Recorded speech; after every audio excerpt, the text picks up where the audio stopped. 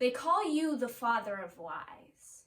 And I can't think of a title that suits you better, because if there was a contest of who could get up and tell the most distorted, demeaning, deceiving lie, you would hands down win first prize.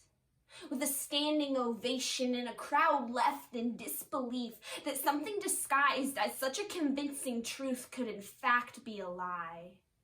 And on your shiny trophy will be an inscription with your full-time job description. Deceiver of humanity, thief of all sanity, the whisper in my ear telling me to doubt Christianity. You've been crafting counterfeit lies since day one, relentlessly toiling under the sun until your hidden agenda is done. And everywhere you go, you carry with you a backpack full of weapons, and somehow you always know which one, when fired, would pierce closest to my heart. You love to play with my emotions like a board game, because whenever a success card is drawn, you address praise notes to my name, telling me that I'm all that nothing could result in my downfall, creating my own heliocentric theory where I was the sun and the earth revolved around me and my needs. But then whenever a misfortune card is drawn, you're quick to act on my low point and convince me that I am the lowest and the least, and suddenly I feel my status decrease to scum of the earth, selling me the lie that I didn't have any worth, attacking me with your sales pitches. I sit in the pitch black, heartbroken, identity stolen, while listening to you tell me that I'm unlovable, undeserving, and a disgrace.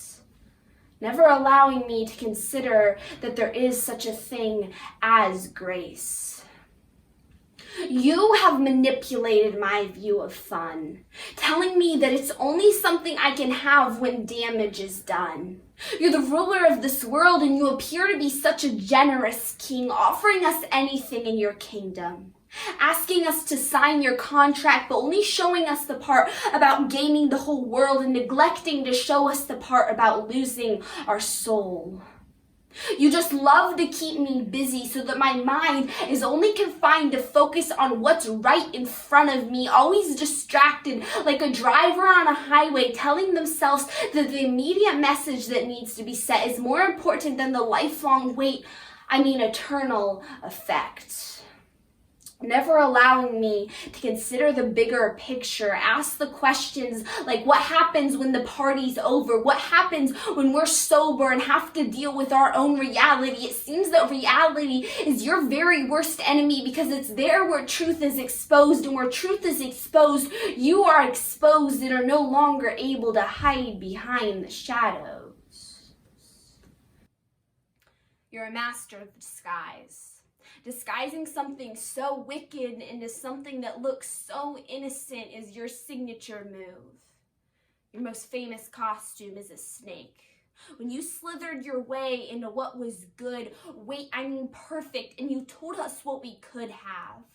Because according to you, there's always something better, and we can only find pleasure if we get more and more and more. And that's what we swore to do, and somehow we fell for, being convinced that perfection wasn't a good enough possession. Doubt is one of your favorite rides to put us on.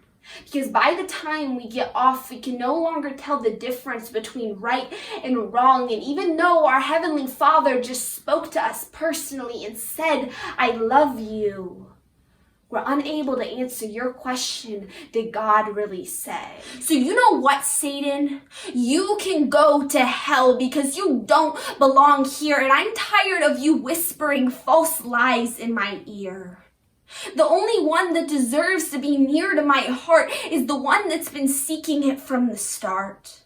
The true source of truth that tells me that I am his prized possession, that he loves me without a question, and that I don't have to measure up to be worthy of his love, and that every hour that I have spent searching for happiness in your kingdom has been in vain, because the only place that I could ever be content are in his arms. So what's that I hear? You trying to sell me another one of your twisted lies? Well, sorry, but I can't hear you over the sound of Jesus coming back, conquering death, not giving you a chance to stop and catch your breath, victoriously ringing the victory bell to let you know once and for all that you are the one that takes the L.